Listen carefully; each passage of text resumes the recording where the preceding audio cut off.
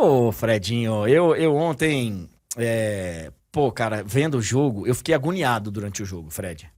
Fiquei agoniado, porque a gente até falou ontem sobre isso, que aquela história de torcer para o time que não é o seu, mas que é o brasileiro lá Hum. na Copa do Mundo, que isso meio que tinha acabado, né? Chegou na hora do mata-mata, mas ontem, cara, eu tava correndo vendo o segundo tempo, com assim, tinham seis pessoas assim em seis esteiras em frente à televisão.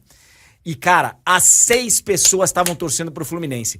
E as seis pessoas, cara, cada bola que vinha, ai meu Deus do céu, aí vinha o Fábio. Aí a bola bate na trave, aí o cara erra, aí vem a chance do Fluminense de matar o jogo, não mata. Até que finalmente o Hércules faz o gol e o Fluminense tá classificado. Foi assim, eu vi muita gente ontem. Claro que o rival, o flamenguista, ele não torceu pro Fluminense, Claro. nem o E com toda a Botafoguense. razão. E acho que não o Vascaíno. Mas de uma maneira geral, eu vi muito mais torcida pro Fluminense do que pros outros brasileiros que estavam envolvidos na Copa do Mundo, ô Fredinho. E fiquei muito feliz ontem. E foi merecido, Fred, porque Ah, às vezes acontece uma classificação ou uma vitória num jogo que ela não é merecida, quer dizer, merecida normalmente até é, mas assim, afinal o de contas volume ela de jogo é improvável, isso. né? É uma bola. Isso. Você joga por uma bola, você tem os seus méritos também ao se defender. Mas assim, o Fluminense, ele jogou para se classificar com justiça e conseguiu.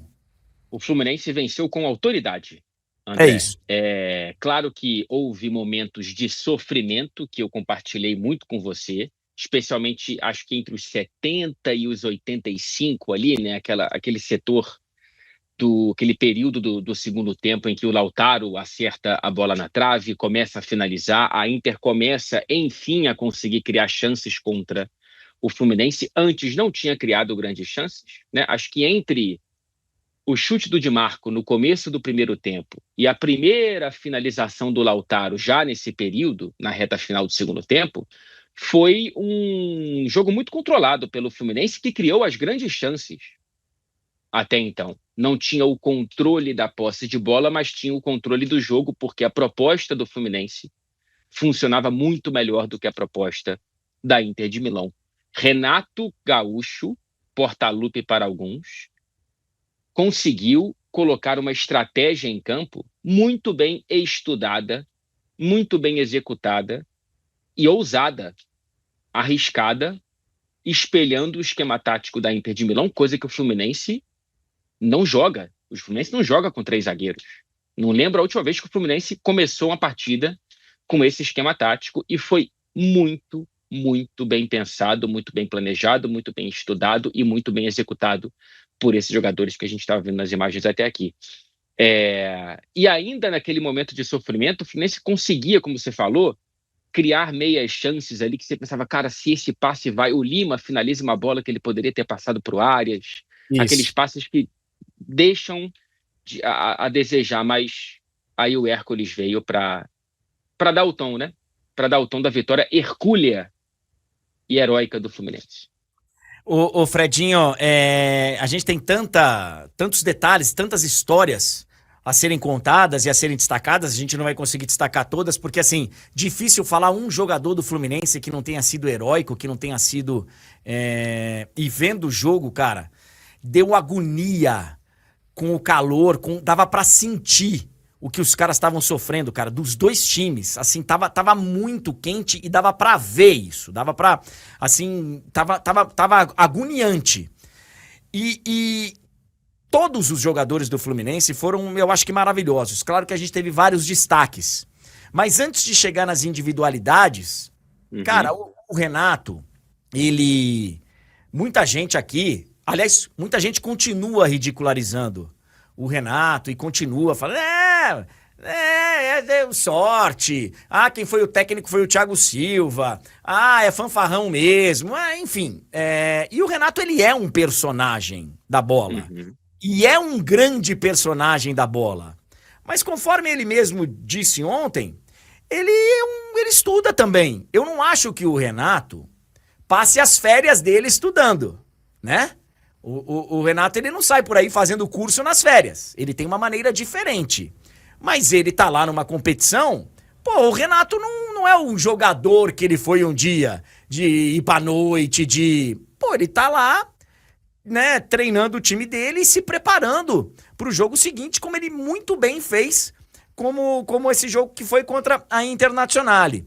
E quando aqui ficou a história do, o Ancelotti não vem mais, e o JJ querendo e tal, rapaz, eu falei aqui que pra mim tinha que ser alguém que chegasse e tivesse um impacto, que tivesse ali como controlar os jogadores, como tirar algo diferente dos jogadores, que não seria só tática, seria também tática, evidentemente. Cara, quando eu falei aqui que o Renato seria o meu nome brasileiro para assumir a seleção, Eu lembro. o que choveu de crítica aqui, e continuam chovendo agora, cara, o Renato, ele tem esse... Ele consegue fazer esse equilíbrio de tática e você não vai ver. Porque tem uma geração aí, ele não fala o terço final, ele não fala box to box, ele não fala... E deixa essa galera maluca, deixa essa galera louca. Mas ele tem um equilíbrio, cara, de tática, do jeito dele, com ser líder e saber lidar com a boleirada e com o elenco dele, que é um negócio muito sério, Fredinho. Os dois grandes jogos do Fluminense nessa Copa do Mundo foi justamente contra os dois grandes adversários e jogando de duas maneiras completamente diferentes. Era o Fluminense versão 1 contra o Borussia Dortmund e agora outra versão, a versão 4, porque também mudou nos outros dois jogos que não foi tão bem, contra a Inter de Milão. A adaptabilidade, esse Fluminense camaleônico que o Renato está conseguindo entregar, é algo que me impressiona muito positivamente. Ontem foi uma canetada muito, muito chamativa para a carreira do Renato, tá? É uma carreira muito vitoriosa, com grandes jogos, com grandes campanhas, com times com capacidades menores, muitas vezes, do que as campanhas finais dos times que ele comandou. Há vários erros, inclusive na história dele dentro do Fluminense como treinador, mas isso é natural. Mas o Renato ontem ele consegue uma vitória porque começa com ele, né? É claro que depois vai para o plano dos jogadores e o roteiro do jogo ajuda muito, né? O gol logo no começo, com um lance de sorte ali, ajuda na confiança e no impacto daquela estratégia, mas se o Renato não entrasse como entrou, se ele tivesse ido com uma linha de 4 zagueiros, de 4 defensores e tudo mais, poderia ser que o encaixe fosse completamente diferente. Agora a gente estaria conversando sobre como a Inter de Milão renasceu das próprias cinzas. E, na verdade, ela foi enterrada de volta para a Itália. Fredinho, sobre individualidades, vários merecem destaque, mas rapidinho aqui eu queria que a gente comentasse sobre alguns deles. Primeiro, Arias, que hoje, briga para ser o melhor jogador da competição, tem que estar o nome dele aí nos debates, na equipe técnica lá da FIFA que faz a escolha do melhor da competição, da seleção da competição e tal. O nome do Arias tem que estar lá muito destacado, e mais uma vez fez uma diferença. E no final, Fred, quando o Thiago fala de fazer ali o 5-4-1, né, no segundo tempo e tal, não, quase na prorrogação. Já na reta final. 2-0 já, eu acho. E aí ele faz, olha, o Everaldo vai fechar aqui e deixa o Arias lá na frente, porque o Arias não aguentava mais.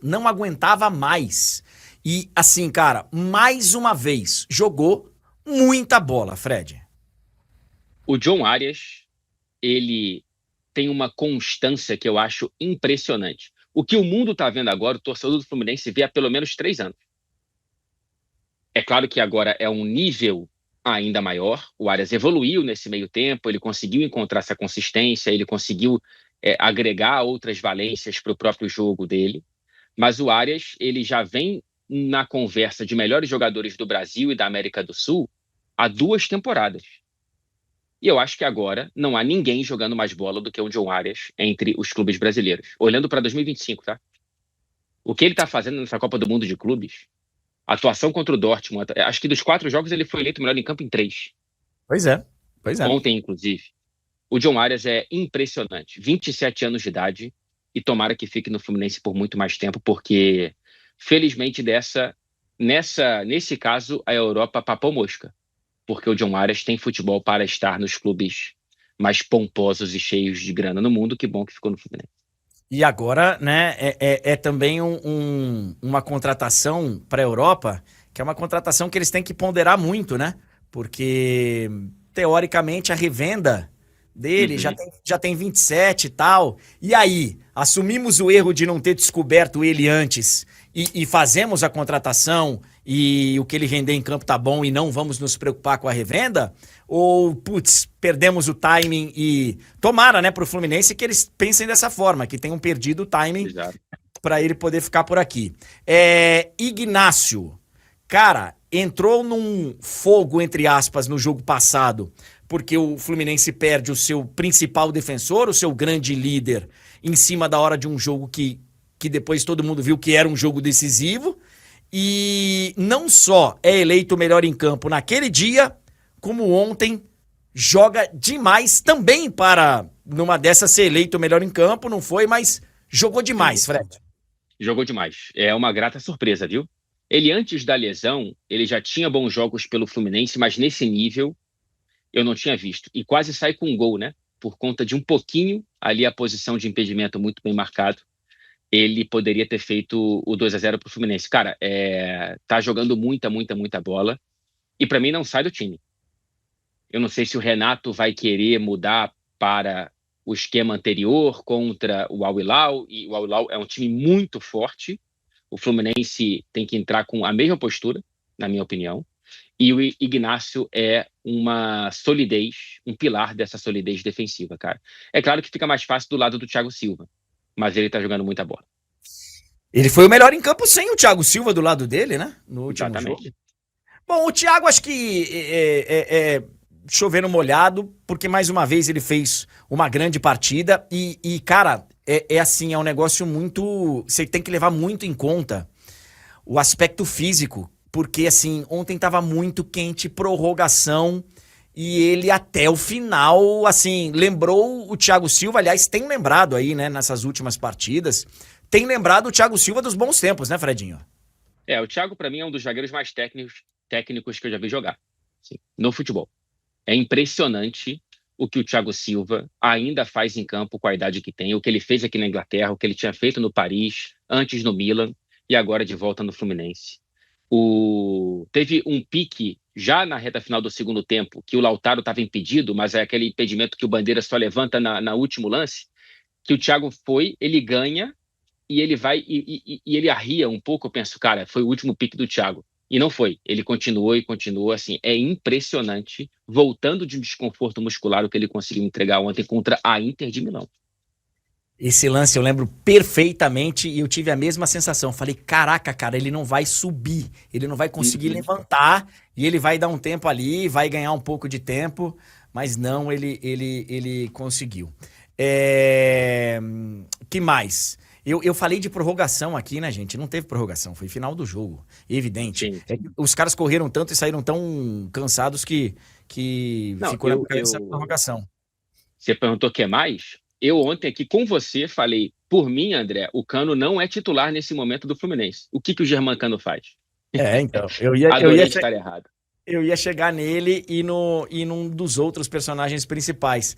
O Cano também, cara, ele também se doou bastante para poder, se sacrificou e ainda consegue, ainda fresquinho no jogo, né? Ainda porque foi no início da partida, fazer um gol, o Sommer fica na indecisão, a bola desvia no zagueiro, ele fica na indecisão, o Cano vai lá e caixa. Também foi um grande destaque, muita gente não imaginava ele como titular. Não, e eu era contra a presença do Herman Cano como titular, por maior que ele seja em termos de idolatria no Fluminense, justamente pela falta de mobilidade que ele voltou a apresentar ontem. Né? É aquela coisa, os caras veem o treinamento que a gente não vê e o Cano ontem conseguiu, sem a bola, incomodar, fazer a parede, conseguir fazer o para-brisa ali com o John Arias e com o Nonato, atrapalhando a saída de bola da Inter de Milão. E para além do gol e dessa mobilidade, tem um lance no segundo tempo que ele faz um corta-luz para o John Arias finalizar para uma defesaça do Sommer, que se é gol, é um lance para ficar eternizado na memória do torcedor do Fluminense. Grande atuação de um dos maiores ídolos da história recente do clube.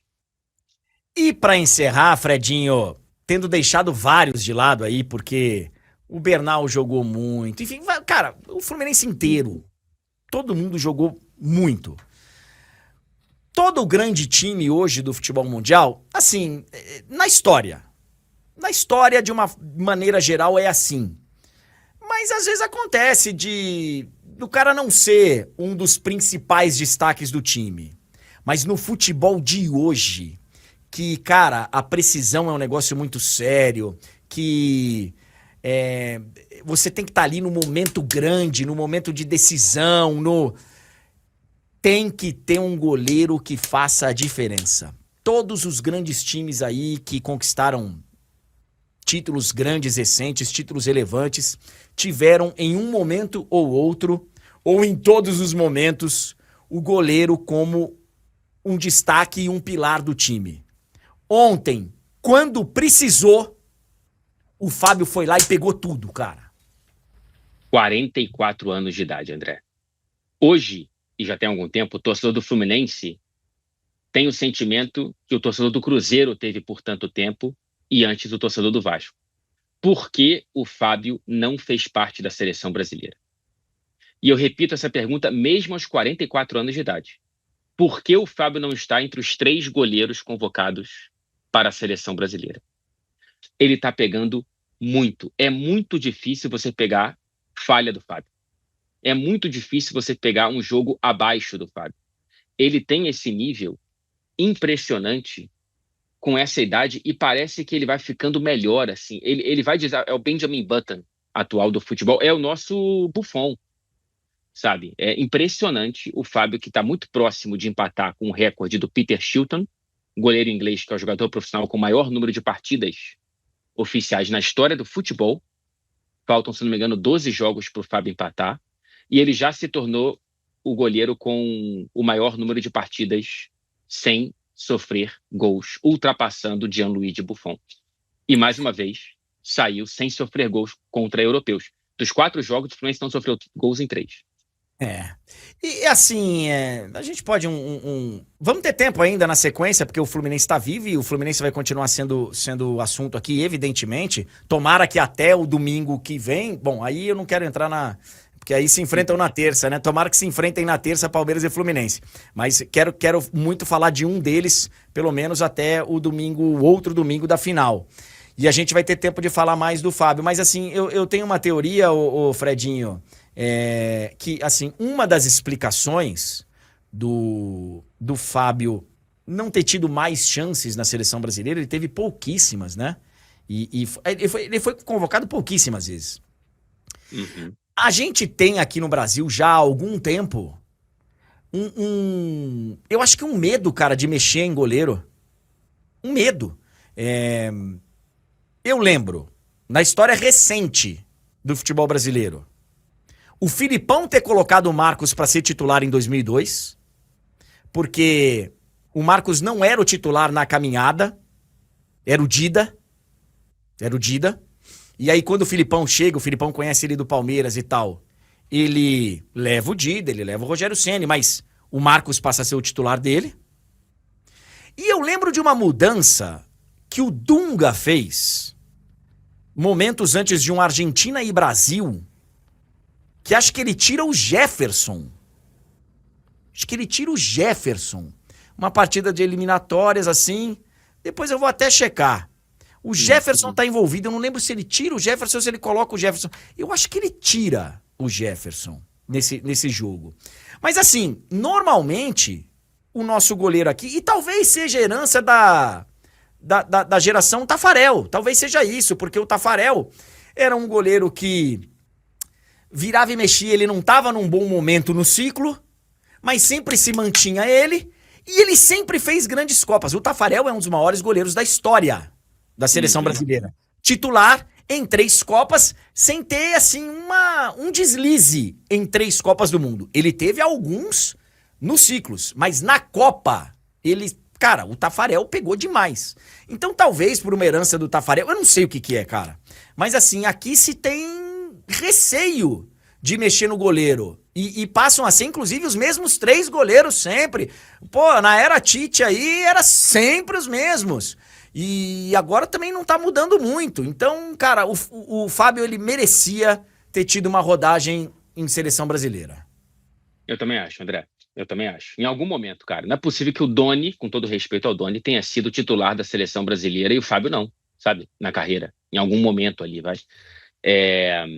E eu faço essa pergunta sobre hoje mesmo, assim. Com todo respeito. O Everton é um grande goleiro. O Bento é um grande goleiro. Será que são tão ou estão tão melhores que o Fábio assim? Ah, o Fábio tem 44 anos. Você quer um grupo para ganhar a Copa ou quer preparar a próxima? Né? Eu acho que para grupo e ali tem que ser momento. Eu faço essa pergunta mais do que respondo, porque eu acho que é uma indagação que, repito, o torcedor do Cruzeiro fez há muito tempo e pouca gente ouviu.